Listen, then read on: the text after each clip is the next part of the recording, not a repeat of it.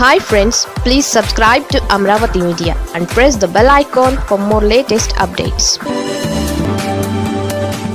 వైసీపీకి ప్రధాన శత్రువు ఎవరో తెలుసా?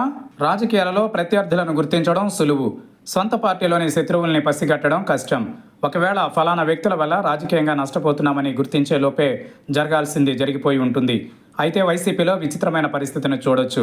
సహజంగా అధినాయకుడికి దగ్గరగా ఉన్నోళ్లు మరికొందరిని పార్టీ కోసం పనిచేయడానికి ఆలోచిస్తుంటారు.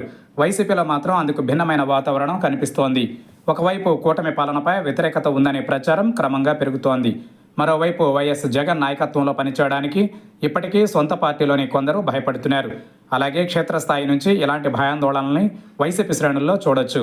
నాయకులుగా ఎదగడానికి ప్రతిపక్షం అనేది మంచి వేదిక అవుతుందని జగన్ తరచూ చెబుతున్నారు. ఆయన అన్నది నిజమే. ప్రతిపక్షంలో బాగా పనిచేసే వాళ్లకు మంచి భవిష్యత్తు ఉంటుందని జగన్ హామీ ఇస్తున్నారు. ఇంతవరకు బాగానే ఉంది, కానీ ఆచరణలోనే ఎంతవరకు అమలవుతుందనే శంక వైసీపీ నాయకులు కార్యకర్తల్ని వెంటాడుతోంది.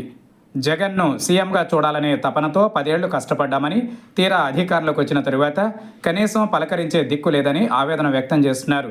రేపు మళ్ళీ జగన్ అధికారంలోకి వస్తే ఇంతకంటే భిన్నమైన పరిస్థితి ఏముంటుందనే ప్రశ్నకు, అనుమానాలకు సమాధానం చెప్పాల్సిన బాధ్యత అధిష్టానంపై ఉంది. ప్రతిదీ చంద్రబాబు లోకేష్తో వైసీపీ కార్యకర్తలు నాయకులు పోల్చుకుంటున్నారు. చంద్రబాబు లోకేష్ను టీడీపీ కార్యకర్తలు సులువుగా కలుసుకుంటున్నారు. కాకపోతే ఒకరోజు అటు ఇటు కావచ్చు. ఇదే వైసీపీ కార్యకర్తలకు జగన్ను కలవడం అసాధ్యం. పైగా వైసీపీలో ఏకనాయకత్వం. టీడీపీతో పోల్చుకుంటే ప్రజాస్వామ్య లక్షణాలు చాలా తక్కువ. నియోజకవర్గ నాయకుడి కుటుంబం పదవులు ఆదాయం పంచుకునే తరువాత ఇంకా మిగిలి ఉంటే గ్రామ స్థాయిలో నాయకులకు కార్యకర్తలకు సాయం చేస్తారు. ఎంతసేపు తాము తప్ప ఇతరులెవరూ అధిష్టానానికి దగ్గర కాకూడదని, అలాగే గుర్తింపు పొందకూడదనే మనస్తత్వం వైసీపీ నాయకులది. ఈ ధోరణే వైసీపీకి ప్రధాన శత్రువు. అందుకే టీడీపీని అన్ని కులాల వాళ్లు తమ పార్టీగా భావించినట్టు వైసీపీ వరకు వచ్చేసరికి ఆలోచనలో పడుతుంటారు. అందరినీ కలుపుకుని పోయే మనస్తత్వం వైసీపీలో పెరిగే వరకు ఆ పార్టీ ఎదుగుదల అంతంత మాత్రమే.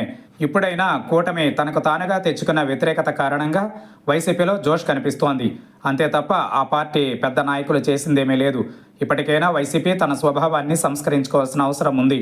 ప్రజలతో పాటు అన్ని వర్గాలను కలుపుకుని పోయే మనస్తత్వాన్ని అలవర్చుకోవాలి. చేజేతుల అభిమానుల్ని దూరం చేసుకునే మనస్తత్వాన్ని పోగొట్టుకోవాలి. ఒక్కసారి దూరమైన వాళ్ళు మళ్ళీ చేరువ కావడం కష్టం. కనుక అన్ని వర్గాల్ని ఆకట్టుకునేలా పార్టీలో వాళ్ళ ప్రాతినిధ్యాన్ని, నాయకత్వాన్ని పెంచితేనే వైసీపీకి మంచి భవిష్యత్.